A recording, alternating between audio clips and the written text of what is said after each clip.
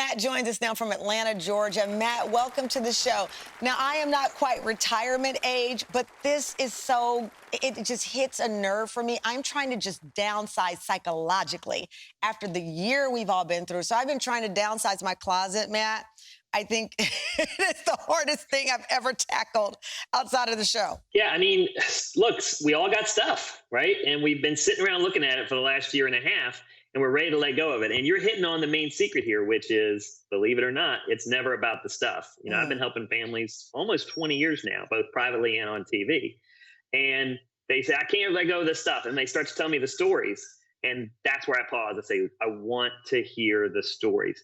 It's the emotions and the people that these items are attached to. That's what's holding us back. It's just stuff. You didn't have it when you were born, and you're not going to have it when you die. Is it, I mean, you focus in on the legacy part of it, but is it really just stuff? I know that for you, even some of the items are personal. Your father's Hawaiian shirt, right? I mean, that's a part of your life. Yeah, it's emotions, right? It's the stories. My dad died 20 years ago. That's how I got into this business. I had to clean his house. And my dad was crazy and wild, right?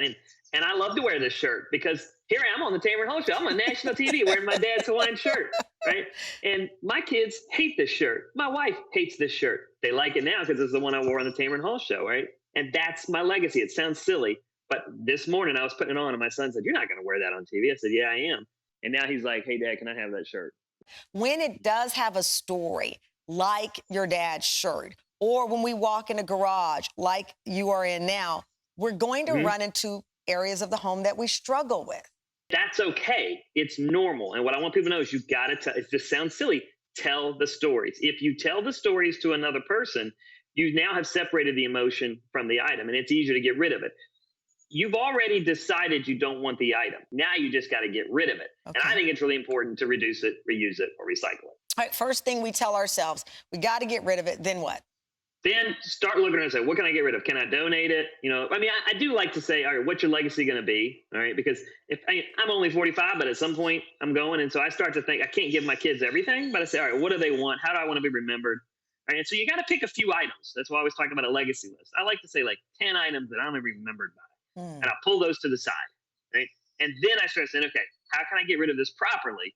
And that's how can I get rid of it safely and environmentally friendly way. Okay, and what is it, for me, getting rid of things means donating. I've donated my clothes I've been in television, oh gosh, over 20-something years. I especially amped it up over the last 10 years donating my clothes. What do you do?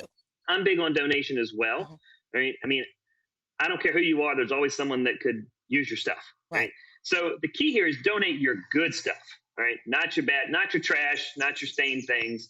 I've had a lot of guys that need to be on the receiving end of these items that work for me. And they said, yo, man, we're not ugly. We're just having a hard time. We need your good stuff.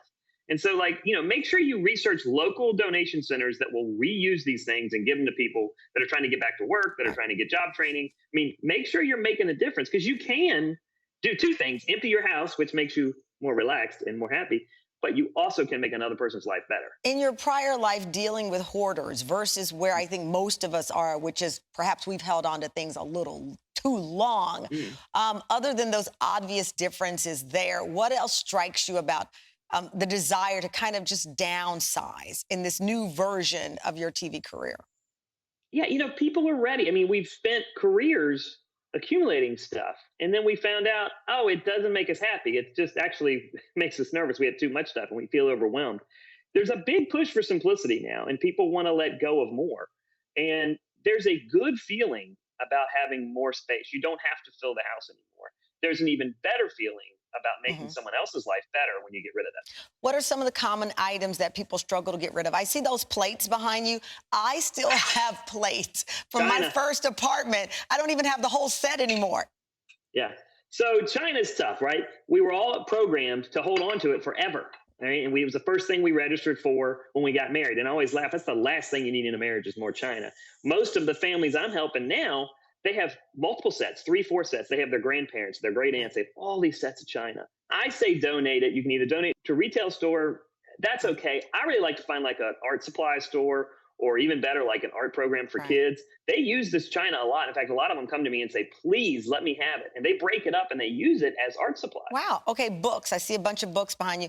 I struggle with that. Been in TV, got a lot of great books, but I don't have a lot of space to use them. Books are tough. I mean, they represent a point in time, right? And so this is a new one I've started doing. Open the book and give it a second and say, what did I use this for? This is like the secret of taking care of a baby. Look, man, I'm 46. I got 7 kids. I don't want any more babies, so I don't need this book anymore. So I can either donate it, which I can do it to a library or a school, or I can recycle it. Call your local recycling center. You don't want to throw this in the trash. Yes. Okay. Plus, emotionally, I can't throw away books. There's something about throwing away a book that just, I can't do it. Yeah, it's hard. I mean, books look, they're a trophy. Like, that's why they're on our bookshelf, because they represent this moment in time when we were happy. I say then you need to find somewhere you can give them away, whether it be a school, whether it be a homeless shelter, somewhere that someone will reuse it and find that same value. And I think you're hitting on a thing where a lot of people, we're not talking about selling. We're talking about donating it to another group of people that will find the same happiness and joy in it. Real quick on selling, though, a lot of people don't want to get rid of things because they remember how much they paid for it. Even if it, if it's a splurge of $50, you can have a jacket and you say, I remember when I paid $100 for that jacket when I was struggling and I put it on my credit card and I can't get rid of it.